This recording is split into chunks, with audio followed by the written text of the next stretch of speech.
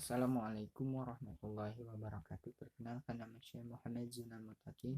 Saya dari Fakultas Hukum Universitas Surya Kencana, Prodi Hukum Ilmu Hukum. Di sini saya akan mereview ulang materi yang telah disampaikan oleh Prof. Dr. Hajah Heni Nuraini SMH. Bab 3. Pembaharuan Hukum Pidana di Indonesia. 1. Sejarah berlakunya KUHP di Indonesia berasal dari WVS Belanda melalui pasal 75 RR, Jo pasal 131, sejak 1 Januari 1918 berubah menjadi WVSNI. Selanjutnya melalui UU nomor 1 tahun 1946, WVSNI berubah menjadi KUHP.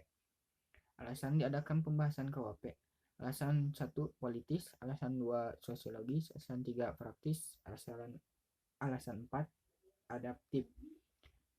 Cara-cara melakukan pembaharuan KUHP: 1. Kriminalisasi, 2. Dekriminalisasi, 3. Dekriminalisasi, 4. Depenalisasi, 5. Mitigating. Metode pembaharuan KUHP: 1. Evolusionis, 2. Kompromis, 3. Global. Alasan-alasan yang diadakan pembaharuan KUHP: alasan politis, karena negara Indonesia adalah negara yang merdeka. Oleh karena itu, sudah sewajarnya kalau KUHP yang sifatnya nasional, yang merupakan hasil ciptaan bangsa Indonesia sendiri. 2. Alasan sosiologis, dalam KUHP warisan kolonial Belanda masih ditemukan atau terdapat nilai-nilai budaya dan agama di Indonesia mendapatkan pengaturan dan agama di Indonesia yang diatur dalam KUHP bahkan tidak mendapatkan pengaturan. Alasan praktis, dewasa ini masih banyak sarjana hukum di Indonesia yang tidak mengerti atau menguasai bahasa Belanda secara lancar. 4. Alasan adaptif, sebagai bagian dari bangsa-bangsa dunia wajib memperhatikan asas-asas dan nilai-nilai yang sifatnya universal secara internasional. Contohnya asas-asas terorisme, asas narkotika, asas pembajakan udara. Cara-cara melakukan pembaharuan KUHP: kriminalisasi, suatu proses pembaharuan di mana suatu perbuatan tadinya bukan merupakan perbuatan yang dapat dipidana, tetapi karena perkembangan masyarakat menjadi perbuatan yang dapat dipidana. Contohnya UU nomor 1 PNPS 1960 tentang penodaan agama. Terhadap UU ini ada kritik dari Prof. AMR Sono Aji mengatakan bahwa UU nomor 1 1965 Jo pasal 156 KUHP bukanlah delik agama tetapi merupakan delik yang berhubungan agama atau penodaan agama.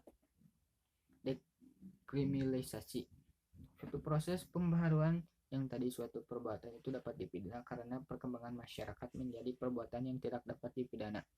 Contohnya pasal 534 KUHP terbatasnya hanya petugas atau penyeluruh keluarga berencana.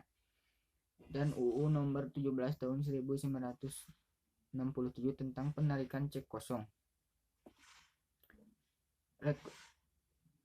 Rekriminalisasi yaitu suatu perbuatan yang tadinya tidak dapat dipidana karena perkembangan masyarakat menjadi dipidana, kemudian karena perkembangan masyarakat pula maka perbuatan tersebut menjadi dapat dipidana kembali. Contoh UU nomor 17 tahun 1967 tentang penarikan cek kosong dicabut dengan UU nomor 1 tahun 1971 sehingga penarikan cek kosong tidak dapat dipidana. Depenalisasi, suatu proses yang tadinya perbuatan itu dapat diancam pidana kemudian ancaman pidananya hilang dan masih dimungkinkan untuk diganti dengan sanksi lainnya. Misalnya sanksi kurungan diganti dengan sanksi administrasi. Mitigating, suatu proses pembaharuan yang tadinya suatu perbuatan dikenakan sanksi hukum yang berat diganti menjadi sanksi yang lebih ringan. Contohnya pidana mati diganti dengan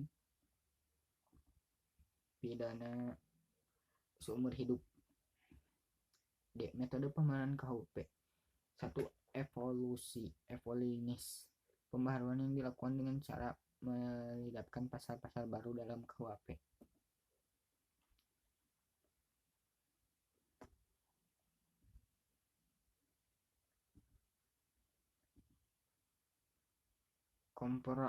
Kompromis, Pembaharuan yang dilakukan dengan cara menyediakan bab baru dalam KUHP. Jadi apabila ada yang aturan baru cukup dengan cara menyelipkan. Global. Pembaharuan hukum pidana yang dilakukan secara keseluruhan, baik hukum pidana material maupun hukum pidana formal. Contoh, UU nomor 7 darurat tahun 1955 tentang tindak pidana ekonomi yang mengatur baik pidana formal maupun pidana material.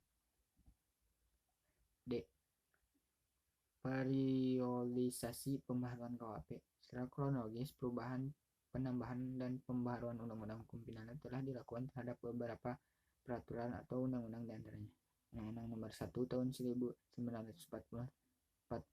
tentang peraturan hukum pidana. 2. Undang-Undang nomor 20 tahun 1946 tentang hukum tutupan.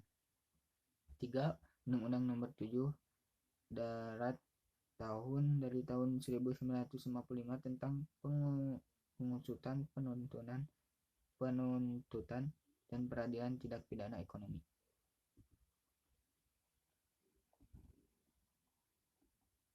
Mungkin cukup sekian yang bisa saya sampaikan. Kurang lebihnya dimohon maafkan. Wassalamualaikum warahmatullahi wabarakatuh.